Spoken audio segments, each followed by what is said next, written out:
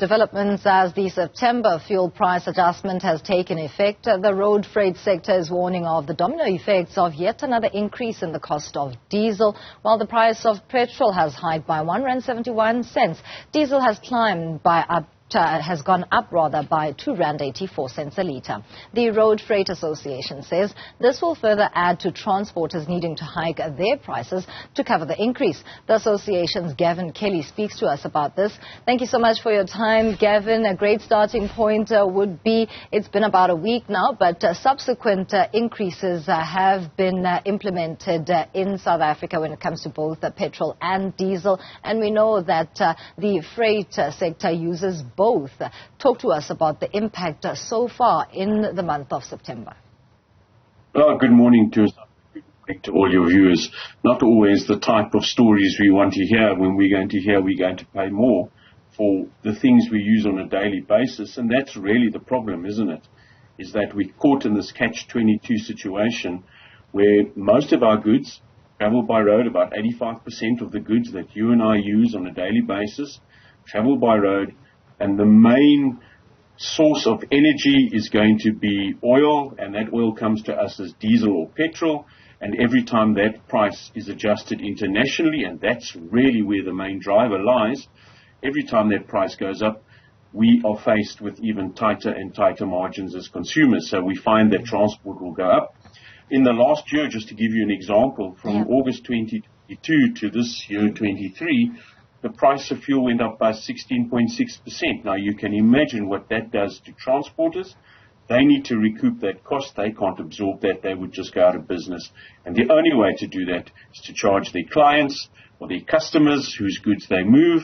And their clients or their customers are the retailers from whom we buy, and so we pay more.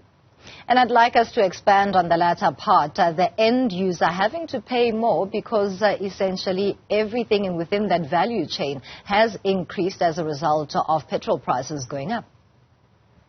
Yes, that's really where it boils down to at the end of the day, is that you and I have to find more money in our pockets to buy our daily milk and our daily bread.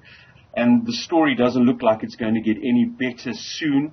If you look at the prices, the international prices right now, oil is trading in a margin between $92 and $88, which is quite high. Europe is going into winter, so you could find that price being pushed higher. The rand sitting around 19.10.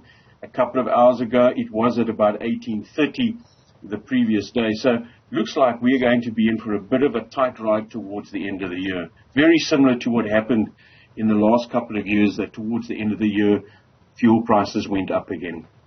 And I wanted us to get to that point really about the near-term outlook of petrol price adjustments in South Africa currently, as you rightfully indicated. As it stands, the Brent crude oil price as well as the rand-dollar exchange rate are not encouraging, and forecasts have already been made for the next month petrol price adjustment. It's likely to be yet another increase.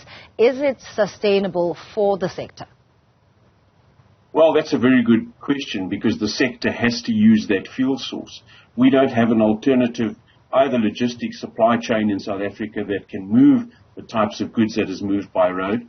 Unfortunately, rail is just not there, and it's going to take us some time to get that sorted. And I think all of us want to get that sorted. But more importantly, there isn't an alternative energy source.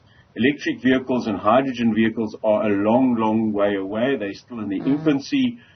They're quite expensive, and the average transport is not going to be able to afford these right now.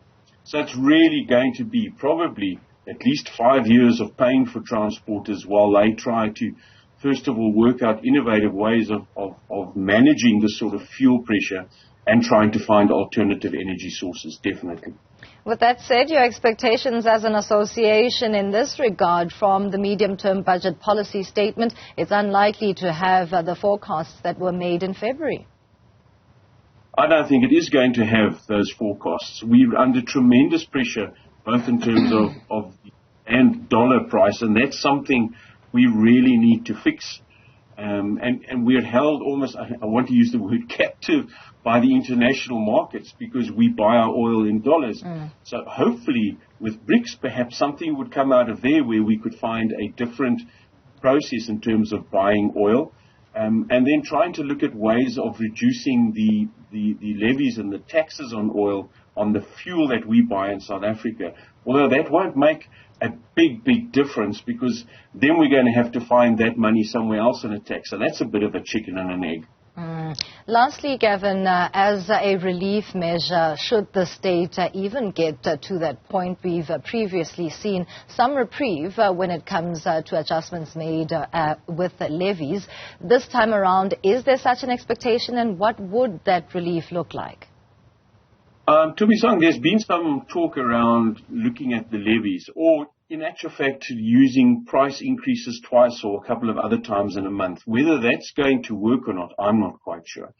Government has to come up with some sort of relief package, because at the end of the day, it is you and I, the consumer, who's struggling with this. And you will see a huge impact going through in terms of inflation. How that gets done is the tricky question, because the fuel price, there is a set of levies and taxes in there that government uses as revenue to pay for other things. So it's going to be a question of, is it going to be Peter stealing from Paul? And now where's Paul going to go and find that money? It's a very tough one. Gavin Kelly from the Road Freight Association, they're talking to us about the domino effects of the concurrent petrol price increases that South Africa has seen, not only on the road freight sector, but everyone else in the country that is an economic participant. That's